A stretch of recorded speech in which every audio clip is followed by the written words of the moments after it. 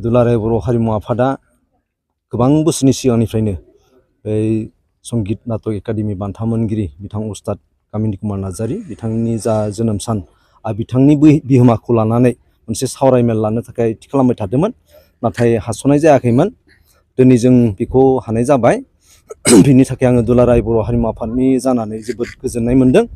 आरो देग्लाय जिहेतु बेखौ गिबियै जोङो खुंजेनबाय, बोसोरफ्रोमबो बियो जासिगोन। आरो बिनि गेजेरजों उस्ताद कामिनी कुमार नार्जारीया मा बिहोमा होलांखो जोंनि बर'नि गेजेराव, बेखौ जोङो बर'नि गेजेराव एबा गुबुनफोरनि गेजेरावबो जोङो फोसावनो हासिगोन।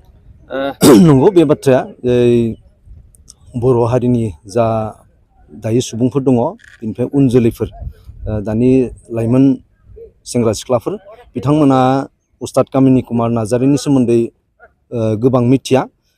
बेनि जाहोना जाबाय जों बिथांनि मुंखौ फोसावनो हायाखै, बिथांनि हाबाफारि लानो हायाखै। नाथाय नैबे दुलाराय बर' हारिमु आफादा दायो जा बागुरुम्बा, बारदै सिख्ला बेफोरखौ सोदांनानै थि मोनसे फर्मआव लाबोबाय। दा बेनि गेजेरजों जोङो उस्ताद कामिनी कुमार नार्जारीनि जा बिहोमाफोर बिथांनि जा नाम मुं बेखौ जोङो फोसावहोनो हासिगोन। आरो मिथिहोनायजों लोगोसे उन जोलैफ्रा बेखौ मिथिनानै बिनि लागै खुलुमनाय सिबिनाय बेखौ थासिगोन होननानै जोङो फोथायो। धन्यबाद सार। औ।